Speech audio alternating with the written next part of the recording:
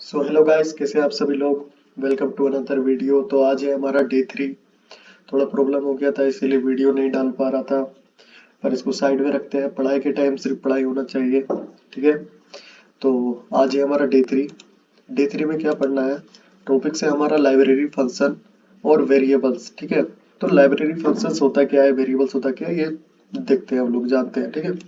तो library functions, so library functions क्या होते हैं। तो library functions are the functions और the collection of the related modules whose task are predefined by the developer। मतलब कि लाइब्रेरी फंक्शंस एक ऐसा फंक्शन है या एक कलेक्शन भी तुम लोग बोल सकते हो, ठीक है, जो कि मॉड्यूल से रिलेटेड है, ठीक है। मॉड्यूल से रिलेटेड है और उसको डेवलपर ने प्री डिफाइंड किया है, उसका टास्क प्री डिफाइंड है। जैसे तुम्हारा इफ हो गया, तो इफ तुम्हारा क्या यूज होता है, इफ सिर्फ यूज होता है कंडीशन को चेक करने के लिए। अगर कंडीशन ट्रू हो जाता है तो ट्रू स्टेटमेंट ब्लॉक वो एग्जीक्यूट होगा, ठीक है। लेकिन इफ कंडीशन फॉल्स हो जाता है तो तुम्हारा वो इफ कंडीशन का स्टेटमेंट ब्लॉक एग्जीक्यूट नहीं होगा, ठीक है। तो ये इफ क्या है, कीवर्ड है। इसका जो टास्क है ये प्री डिफाइंड है, डेवलपर उसको प्री डिफाइंड किया है। तुम उसका टास्क है कंडीशन चेक करना, तुम उसको चेंज नहीं कर सकते हो, ठीक है। जैसे इफ का टास्क है कि कंडीशन को चेक करना है, लेकिन तुम उसका टास्क चेंज करके तुम ऐसा नहीं कर सकते हो कि इफ क्या करे कि टाइप चेक करे कि ये वेरिएबल कौन सा टाइप का डेटा स्टोर्ड है इसमें। ये तुम नहीं करवा सकते, उसका जो टास्क है वही परफॉर्म करवाया जा सकता है, ठीक है। और ये डेवलपर्स के द्वारा प्री डिफाइंड रहता है, ठीक है। और आगे देखते हैं, it is possible to access the functionality but can't modify its original task. यही मैंने बताया था अभी कि तुम लोग टास्क को मॉडिफाई नहीं कर सकते, लेकिन उसको यूज करके कोई टास्क परफॉर्म करा सकते हो, ठीक है। तो क्या क्या है लाइब्रेरी फंक्शंस, तीन तरह के लाइब्रेरी फंक्शंस होते हैं। पहला है कीवर्ड, दूसरा है ऑपरेटर और तीसरा है इनबिल्ट फंक्शंस। इनबिल्ट फंक्शन ऐसे फंक्शन होते हैं जो प्री डिफाइंड फंक्शंस है। दूसरा है कीवर्ड्स, कीवर्ड स्पेसिफिक वर्ड है और रिजर्व वर्ड है जो कि कंपाइलर में पहले से डिफाइंड है, ठीक है। और तीसरा है ऑपरेटर। सो ऑपरेटर है सिंबल होता है जो टास्क को परफॉर्म करने में यूज होता है, ये भी प्री डिफाइंड रहता है, ठीक है। तो जो जो प्री डिफाइंड है इसको बोलते हैं लाइब्रेरी फंक्शंस, ठीक है। और ये प्री डिफाइंड किसने किया है, तो डेवलपर्स ने किया है। जिसने पाइथन बनाया है वो पाइथन में जो जो वर्कर जो जो डेवलपर्स थे जो डेवलप किए हैं कोड को, वो सब तुम्हारा ये फंक्शंस को इम्प्लीमेंट किए हैं। तो उसको टास्क को तुम लोग चेंज नहीं कर सकते, ठीक है। लेकिन वो टास्क का यूज करके तुम कोई टास्क परफॉर्म करा सकते हो। तो ये होता है लाइब्रेरी फंक्शन। मतलब तुम सीधा साधा समझो कि ये एक इनबिल्ट फंक्शन होता है, ये प्री डिफाइंड होता है डेवलपर के द्वारा, ठीक है। और इसको तुम चेंज नहीं कर सकते हो, लेकिन इसका यूज करके तुम कोई भी टास्क परफॉर्म करा सकते हो, सिंपल भाषा, ठीक है। अब अब कीवर्ड क्या है, ऑपरेटर क्या है, इनबिल्ट फंक्शन, ये सब बाद में डिटेल में पढ़ लेंगे हम लोग। कोई टेंशन उतना नहीं लेना तुम लोग को, ठीक है। और ये नोट्स को मैं गिटहब में डाल दूंगा, उसका भी टेंशन मत लो, बस पढ़ो, ठीक है। गिटहब का लिंक मैं डाल ही दूंगा। अब ये है तुम्हारा वेरिएबल्स, ठीक है। वेरिएबल्स क्या है, so variables are the name of memory block. Variable क्या है, मेमोरी ब्लॉक का नेम है, ठीक है। Where the values are store, जहाँ पे हम वैल्यू को स्टोर कर सकते हैं। मतलब तुम ऐसा भी समझ सकते हो, देखो यहाँ पे लिखा लिखा भी हुआ है, the variables are the container which is use to store some values. मतलब कि वेरिएबल एक कंटेनर है जहाँ पे तुम वैल्यू को स्टोर करते हो, ठीक है। तो वो जो कंटेनर है ना, वो जो मेमोरी ब्लॉक है उसका नाम है वेरिएबल, ठीक है। और वो जो स्टोर हुआ है ना सामान, उसको बोलते हैं वैल्यू।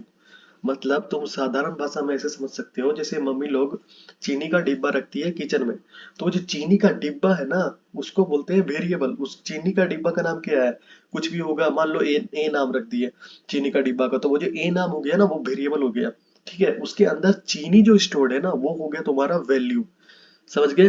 अब सिंटेक्स क्या है वेरिएबल का, तो देखो variable name equal to value, ये है तुम्हारा सिंटेक्स, ठीक है।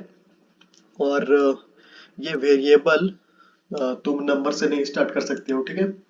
नंबर से नहीं स्टार्ट कर सकते हो, स्पेशल कैरेक्टर अंडर स्कोर को छोड़ के दूसरा स्पेशल कैरेक्टर नहीं यूज कर सकते हो, स्पेस नहीं यूज कर सकते हो। वो सब आइडेंटिफायर में पढ़ेंगे, कल पढ़ेंगे आइडेंटिफायर्स अगले वीडियो में, ठीक है। डे 4 में कवर कर दूंगा उसको, ठीक है, उतना टेंशन नहीं लो। और ये variable name equal to value, ठीक है। वेरिएबल का नाम दो इक्वल टू वैल्यू पास करो, सीधा, ठीक है। अब मैं तो पहले ही बताया था कि ये डायनेमिक टाइप है, तो तुमको इसका डेटा टाइप, वैल्यू का डेटा टाइप डिफाइन करने का कोई जरूरत नहीं है। जैसे int variable name equal to value, ये सब करने का जरूरत नहीं है। Variable name equal to value सीधा डालो, वो ले लेगा अपने से उसका टाइप। ठीक है। अब दो तरह के स्पेस होते हैं। अभी जैसे मैंने बोला था कि मेमोरी ब्लॉक, जो बोला था मेमोरी ब्लॉक जहाँ पे वैल्यू स्टोर्ड होता है, ठीक है। और वो ये दो तरह के स्पेसेस होते हैं। पहला जो कंटेनर जो है उसको बोला जाता है तुम्हारा स्टैक स्पेस, जिसको वेरिएबल के नाम से जानते हैं। और दूसरा जो वैल्यूज में स्टोर्ड है उसका भी अपना स्पेस रहता है, उसको बोला जाता है हीप स्पेस। ठीक है। तो यहाँ पे ऐसे समझो कि मेरे पास x एक वेरिएबल है जिसमें 10 वैल्यू स्टोर्ड है। ठीक है। x वेरिएबल में 10 वैल्यू स्टोर्ड है। अब क्या करेंगे, तुम्हारा ये जो वेरिएबल स्पेस है, मतलब तुम्हारा x जो है ये क्या है, x, और तुम्हारा ये जो 10, तो ये x जो है वो है तुम्हारा स्टैक स्पेस। ठीक है। और ये जो 10 है तुम्हारा, वो है तुम्हारा हीप स्पेस। ठीक है। ये दोनों चीजें ओके। अब इसको और गहराई से समझते हैं। तो स्टैक स्पेस मतलब इसका कोई मेमोरी का लोकेशन होगा। मतलब चीनी का डिब्बा कहाँ पे रखा हुआ है, किचन पे। किचन पे कोई पार्टिकुलर जगह पर ही रखा होगा ना, ऐसे थोड़ी फेंका होगा इधर उधर। तो एक्स जो वेरिएबल है वो जो जिस जगह पे स्टोर्ड है उसका अपना लोकेशन होगा। तो उस जो लोकेशन है, मान लो लोकेशन है 0x17 मान लेते हैं हम लोग। ठीक है।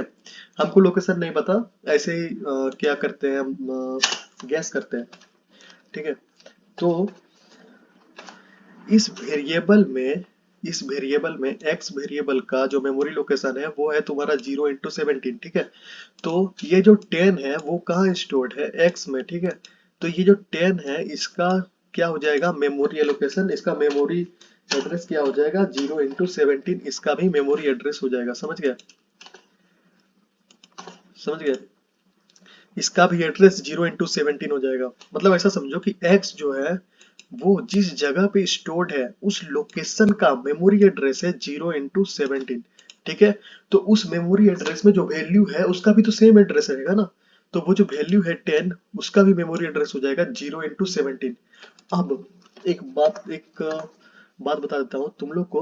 अगर किसी का भी मेमोरी एलोकेशन चेक करना है, मान लो हमको पता करना है, ऐसे ही इसका यूज होता नहीं है, लेकिन किसी का खुरापाती दिमाग रहता है, तो मान लो मुझे क्या करना है, पता करना है कि तुम्हारा ये क्या है, एक्स का मेमोरी एड्रेस क्या है, ओरिजिनल मेमोरी एड्रेस। मैं तो 0x17 गैस करके लिखा हूँ। तुम चाहते हो इसका रियल मेमोरी एड्रेस क्या है, तो चलो देख लेते हैं। अब एक्स में मेरा स्टोर है 10। ठीक है। और वाई में स्टोर है मेरा 20। ठीक है। अब मेमोरी एड्रेस चेक करने के लिए मेमोरी मेमोरी एड्रेस चेक करने के लिए मेरे पास एक फंक्शन है जिसको बोलते हैं हम आईडी। आईडी, इस फंक्शन में हम वेरिएबल या फिर हम वैल्यू पास कर सकते हैं। ठीक है। वेरिएबल या फिर वैल्यू, दोनों में से कोई भी पास कर सकते हैं। तो अभी इसके पहले वाले वीडियो में, सेटअप वाले वीडियो में मैंने प्रिंट करने के लिए सिखाया था, हेलो वर्ल्ड कैसे प्रिंट करते हैं। ठीक है। तो ये एक्स का आईडी देखना है, मेमोरी एलोकेशन, वाई का मेमोरी एलोकेशन देखना है, तो तुम आईडीएलई में देख सकते हो। ठीक है। लेकिन हमको अभी देखना है प्रोग्राम के जरिए, तो क्या करना है हमको, प्रिंट करना है।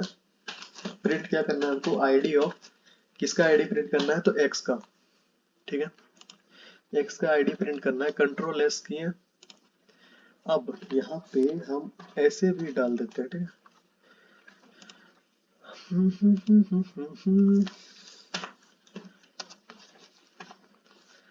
ऐसे भी डाल देते हैं ताकि पता चले हमको कि एक्स का मेमोरी एड्रेस। अब इसको करते हैं रन। ये देखो, ये जो आ रहा है ना, ये तुम्हारा एक्स का मेमोरी एड्रेस। ठीक है। अब हम लोग क्या करते हैं, 10 का मेमोरी एड्रेस चेक करते हैं। अरे यार इतना क्यों लिख रहे हैं यार हम, मैंने कॉपी किया है ना अभी। अभी देखो उसमें वेरिएबल पास किया था मैंने एक्स, अभी यहाँ पे वैल्यू पास कर रहा हूँ, ठीक है। चलो ये देखो 14013 1407, लास्ट में देखो 4136, इसमें भी देखो 4136। मैंने बोला था अभी कि यहाँ पे x जो वेरिएबल है उसका जो मेमोरी एड्रेस होगा उसमें 10 जो वैल्यू स्टोर्ड है उसका जो मेमोरी एड्रेस होगा दोनों का सेम होगा, ठीक है। अभी देखो यहाँ पे x में 10 स्टोर है, y में 20 स्टोर है, ठीक है।